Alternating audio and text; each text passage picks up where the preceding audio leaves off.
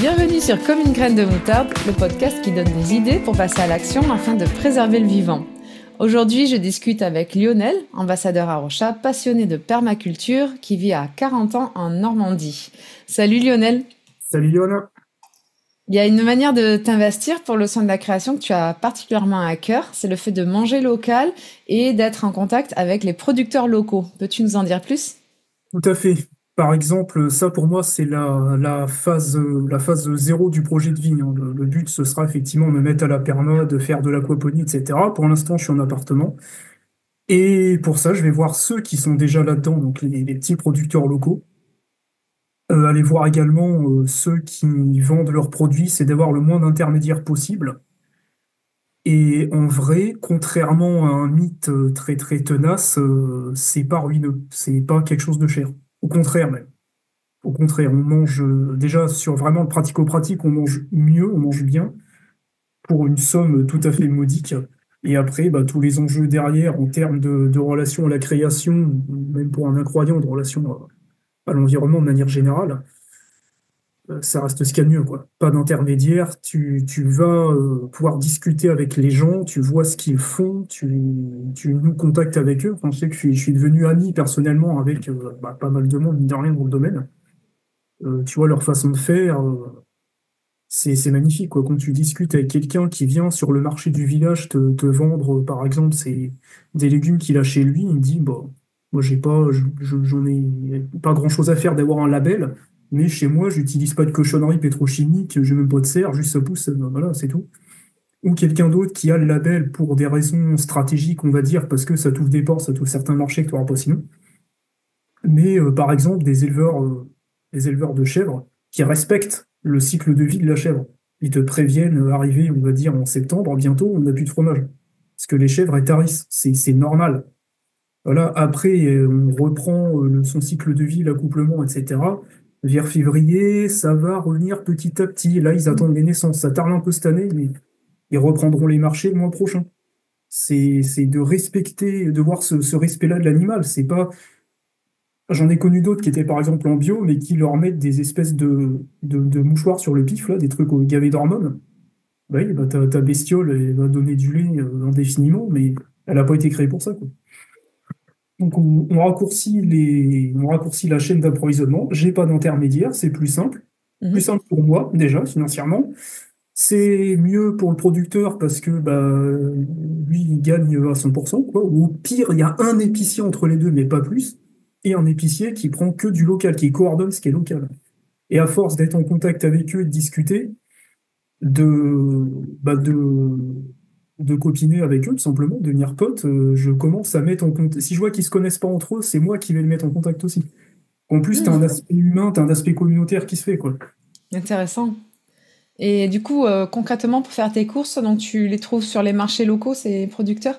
Bah, le marché, dans quasiment tous les villages de France, c'est un marché hebdomadaire. Un matin ou un Mhm. autre, t'as le marché. Ça, c'est vraiment la tradition. Je pense qu'on peut remonter très loin dans l'Antiquité.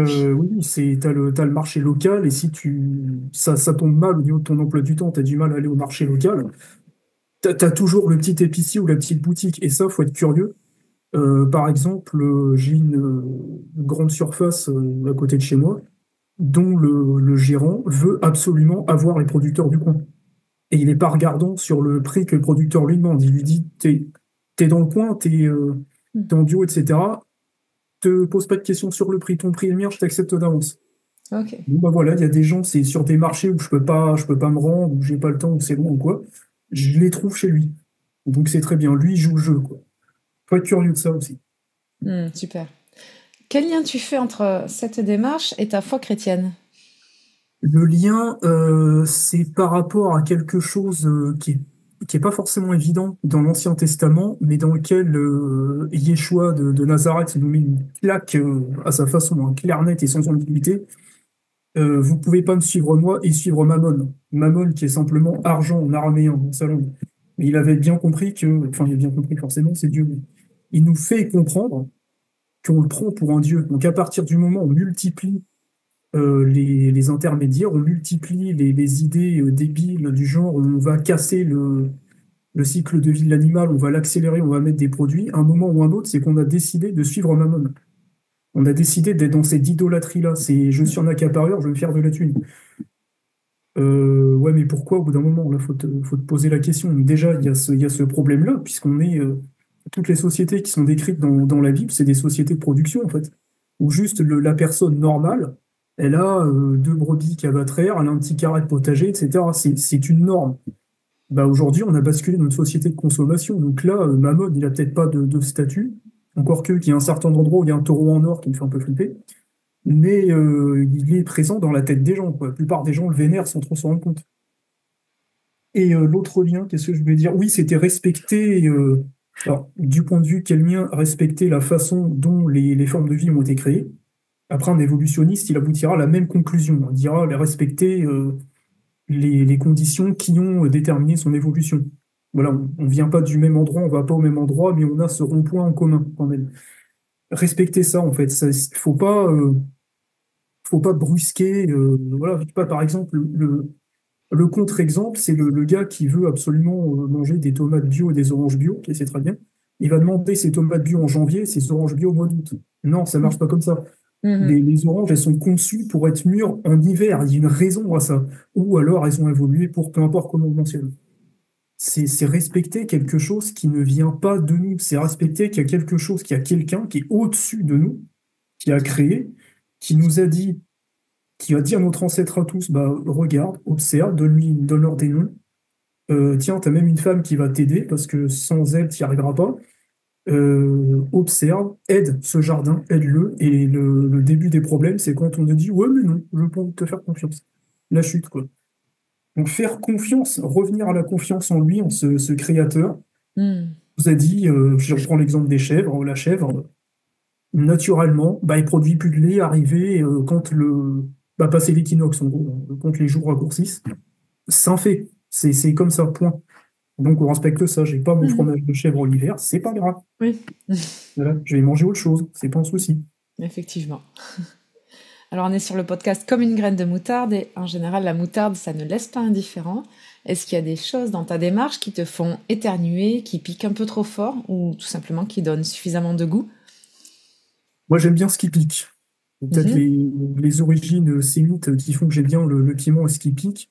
J'aime bien le côté humain qui est derrière, parce que j'ai un moment ou un autre dans une conversation, j'ai placé que je suis évangélique, il n'y a aucun problème. Et c'est voir qu'on peut avoir une partie de nos objectifs qui sont communs. C'est d'être amis avec des gens. On sait qu'on va pas être d'accord sur le fond, et qu'a priori c'est réconciliable, mais quelque part ça fait témoignage aussi, parce que ouais, mais ta vision des animaux, ta vision de l'élevage, bah, moi je suis d'accord, pas pour la même raison, mais je suis d'accord aussi. Et c'est d'avoir des amitiés qui se créent, du lien, y compris de faire du lien entre des gens qui se connaissaient pas. Ça, j'adore ça, quoi. Super. Ben, merci beaucoup pour ce témoignage. Je t'en Et prie. ouais, c'est vraiment encourageant. Ça nous encourage à aller rencontrer nos producteurs et à discuter avec eux. C'est plein de vie et c'est très positif. Merci beaucoup. Merci à toi.